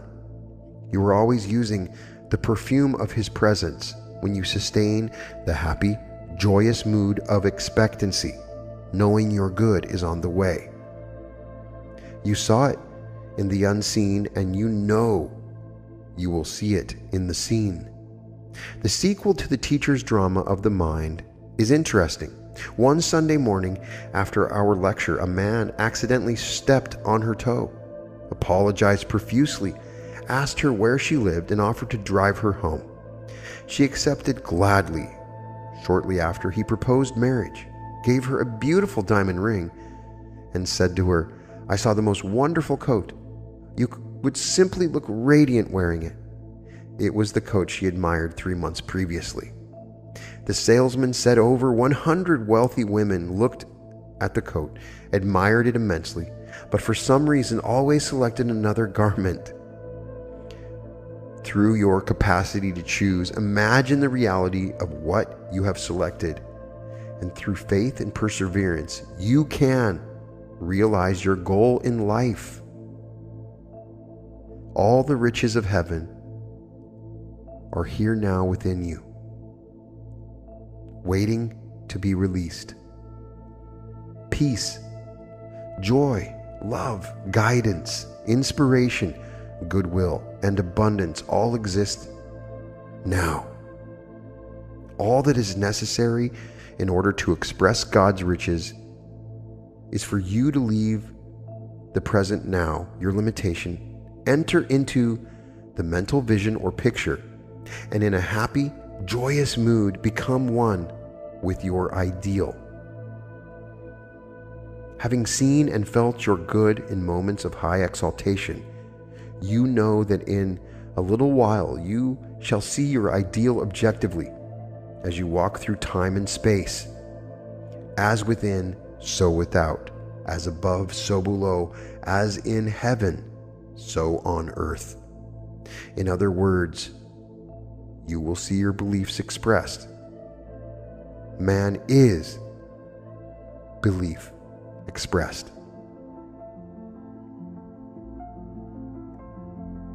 And that is the ending of How to Attract Money by Dr. Joseph Murphy. A wonderful, beautiful book that goes to the very core of the way that we think and the way that our thinking can create abundance or block it. There are several wonderful stories in this book. You gotta love that last story about the coat. All of the examples that are given in this book are 100% consistent with Neville Goddard. In fact, many times it felt like I was reading the words of Neville Goddard. Clearly, Joseph Murphy was trained by the same man that trained Neville Goddard, as discussed in my interview with Mitch Horowitz. This assertion and this particular idea that feeling creates reality is clearly on display in this book.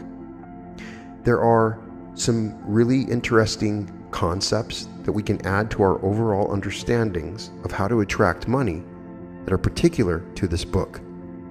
For instance, there is a very good technique and strategy on how to deal with negative thoughts.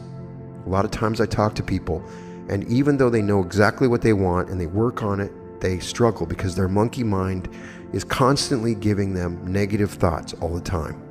And here we have a great technique. So as soon as you have that negative thought, you repeat one of the several affirmations that he's given in this book. And they're all terrific. And be diligent. As soon as you have that thought, don't open the door to it, understanding the importance of your power. You have a right to be rich, and it's clearly shown in this book.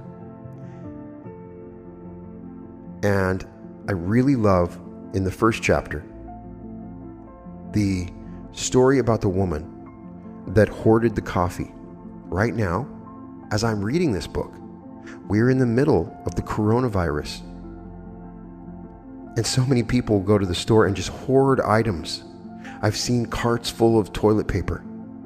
And so all of these people are just going into the store and just buying everything.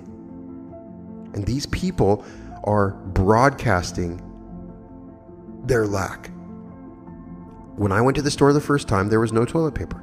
I didn't think twice about it. It was no big deal. Checked the second time, I got some stuff I needed. No toilet paper. It was fine, because guess what? I had toilet paper in my house, and normally I would not have bought any. But then somebody who works at Target just brought me some toilet paper, and I paid them a little bit for it. And I was taken care of. The universe is abundant, and you will always be taken care of. And just that woman in the story, when she goes and hoards all the coffee and brings it in and then goes to church, and they rob her apartment or condominium or whatever it is, and they steal all of the coffee and more, and she wants to know why. What did I do? What was the cause of it? And you, just by broadcasting this fear of lack that you have when you hoard, can be the result of a poverty state. And so that is a good lesson to give. I wanted to just go over a final reminder of these affirmations so that you can use them again in the future. I've tried to highlight some of them. I might not have them all, but first he began with, money is forever circulating freely in my life, and there is always a divine surplus. The next one was, I am prospering every day. I am growing in wealth and in wisdom every day. Every day my wealth is multiplying. I am advancing, growing, and moving forward financially. He makes a very good argument why saying I am wealthy and I am prosperous can work against you. I do have meditation where you say I am prosperity, I am prosperous. But it's very important that when you do any kind of affirmation, that you're coming from the right place. I always recommend coming from a memory so that it's something that's happened in the past. Or say it with feeling. But as soon as you are thinking of the opposite in any way, shape, or form, change your affirmation. The feeling behind the affirmation is obviously just as important as anything else. The next affirmation that I found was, I wish for every man who walks the earth that I wish for myself. The sincere wish of my heart is therefore peace, love, joy, abundance, and God's blessing to all men everywhere. Then there is, infinite intelligence governs and watches over all my financial transactions, and whatsoever I do shall prosper. Another great one was, the overshadowing presence which guides the planets on their course and causes the sun to shine, watches over all my possessions, home, business, and all things that are mine. God is my fortress and vault. All my possessions are secure. In God it is wonderful. Another great affirmation to say as you go to sleep, now I shall sleep in peace.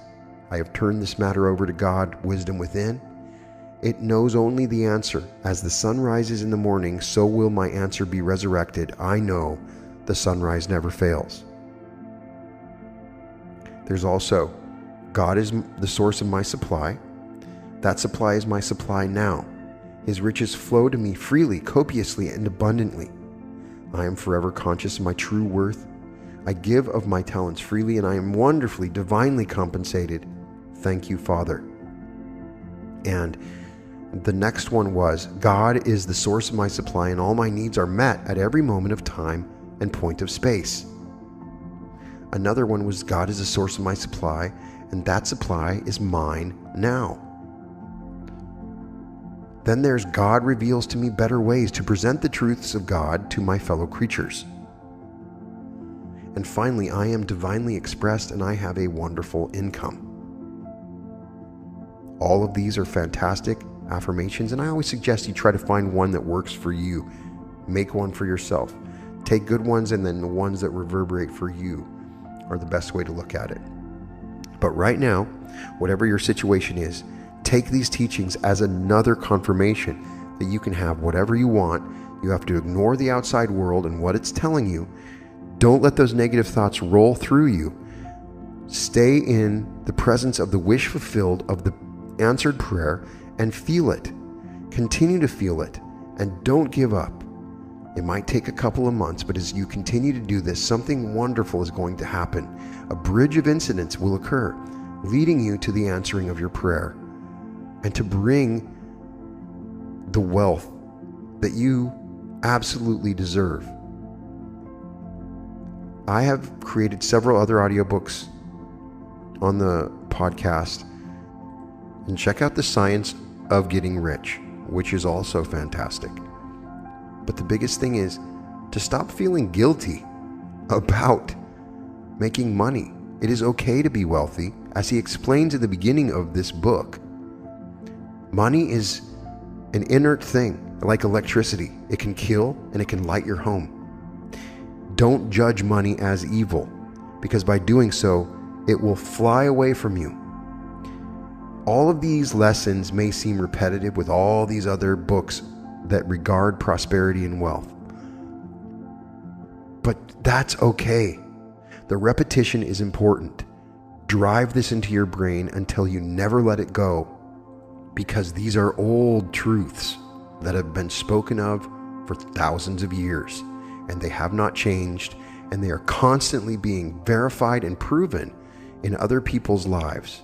All the stories that Neville Goddard gives, all the stories that Dr. Joseph Murphy gives, or Vadim Zeland, or on Facebook, there are so many stories. How can you not believe? So I'm telling you to believe that right now, you don't need anything except your mind, and you can have whatever you want by simply believing in it, by changing your mindset, and you can turn water into wine. Thank you for sharing this book with me. I'd love to have your comments. Put a like on this video, and by doing so, other people might get this information, which would be great, especially in this current time. All episodes of The Reality Revolution can be found at therealityrevolution.com. And welcome to The Reality Revolution.